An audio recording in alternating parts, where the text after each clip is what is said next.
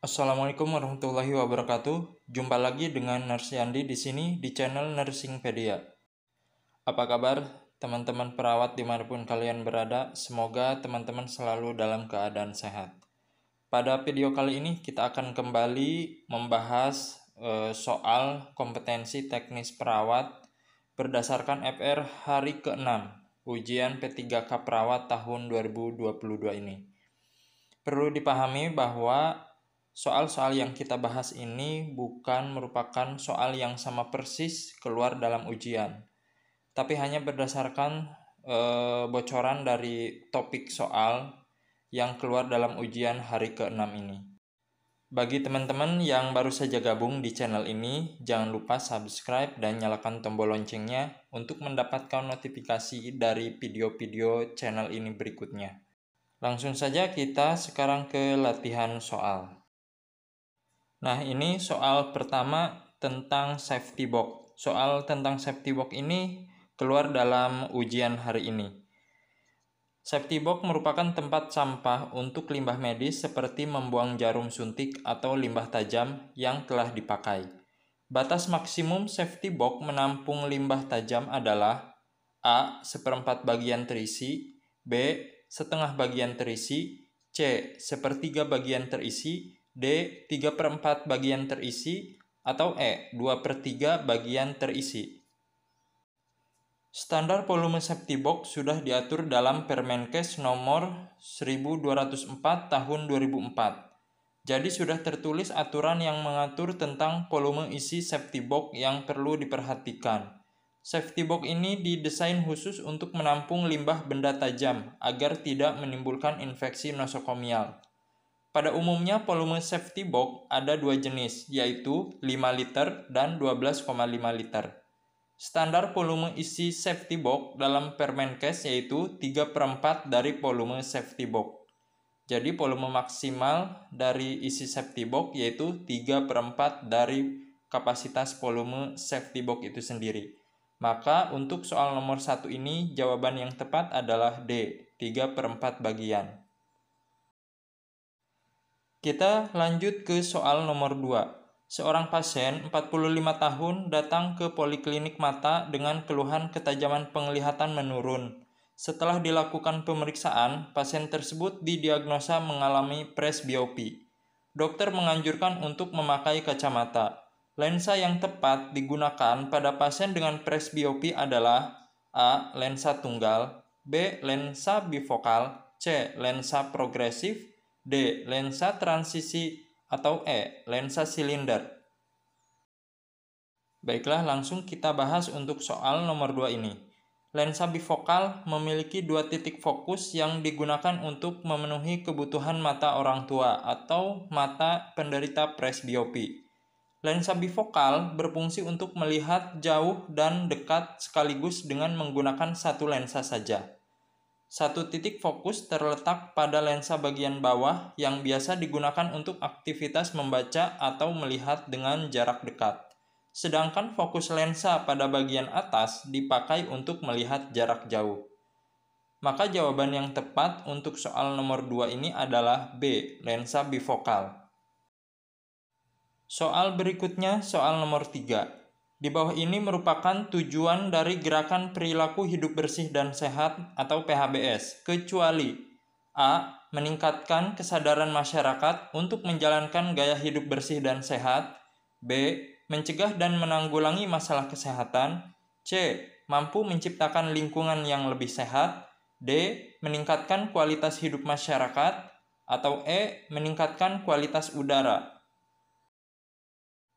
Untuk pembahasan nomor 3 ini, secara umum tujuan PHBS terdiri dari yang pertama, meningkatkan kesadaran masyarakat untuk menjalankan gaya hidup bersih dan sehat. Yang kedua, mencegah dan menanggulangi masalah kesehatan. Ketiga, mampu menciptakan lingkungan yang lebih sehat. 4. Meningkatkan kualitas hidup masyarakat. Maka jawaban yang tepat untuk soal nomor 3 ini adalah E, meningkatkan kualitas udara. Karena terkait kualitas udara ini banyak faktor yang mempengaruhinya. Salah satunya yaitu kendaraan bermotor. Soal berikutnya soal nomor 4. Ibu hamil 26 tahun datang ke puskesmas untuk memeriksakan kandungannya. Hasil pengkajian status obstetri G2P1A0, usia kehamilan 28 minggu. Tanda vital dalam batas normal. Perawat melakukan palpasi abdomen, menemukan bagian bulat melenting dan keras di bagian pundus uteri. Apakah tindakan yang dilakukan oleh perawat? A. Leopold 1, B. Leopold 2, C. Leopold 3, D. Leopold 4, E. Leopold 5. Ini adalah pembahasan soal nomor 4. Pemeriksaan Leopold terdiri dari Leopold 1 bertujuan untuk menentukan tinggi pundus uteri dan bagian janin yang terdapat di fundus. Leopold 2 untuk menentukan bagian yang terdapat di kedua sisi abdomen. Yang ketiga atau Leopold ketiga yaitu bertujuan untuk menentukan bagian terbawah janin di atas simfisis ibu dan bagian terbawah janin sudah masuk pintu atas panggul atau belum. Jika masih bisa digerakkan, maka janin tersebut belum masuk ke pintu atas panggul. Namun, jika sudah tidak bisa digerakkan, maka janin tersebut sudah masuk pintu atas panggul. Maka jawaban yang tepat untuk soal nomor 4 adalah A. Leopold 1. Soal berikutnya, soal nomor 5. Seorang pasien 28 tahun dirawat di rumah sakit jiwa sejak 8 hari yang lalu. Pasien mengatakan mendengar suara yang menyeramkan.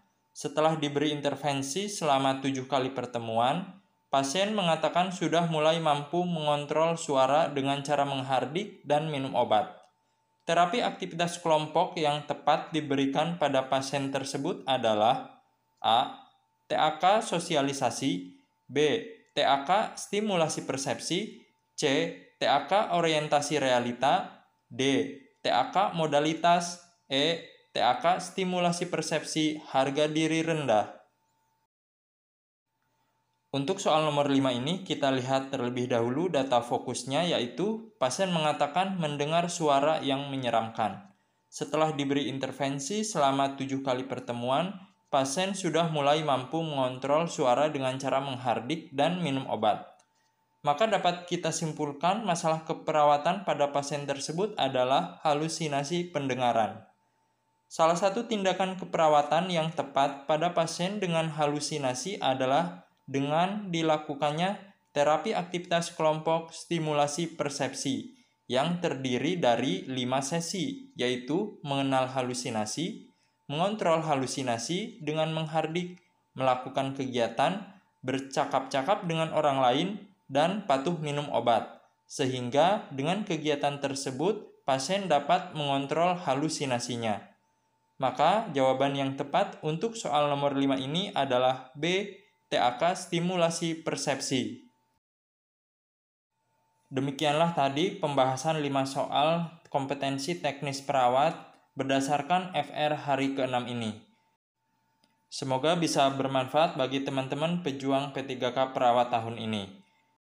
Dan jangan lupa bagi teman-teman yang baru saja gabung di channel ini, silahkan like, share, dan subscribe channel ini. Jangan lupa nyalakan tombol loncengnya untuk mendapatkan notifikasi dari video-video dari channel ini berikutnya. Saya ucapkan terima kasih atas perhatiannya. Saya akhiri. Assalamualaikum warahmatullahi wabarakatuh.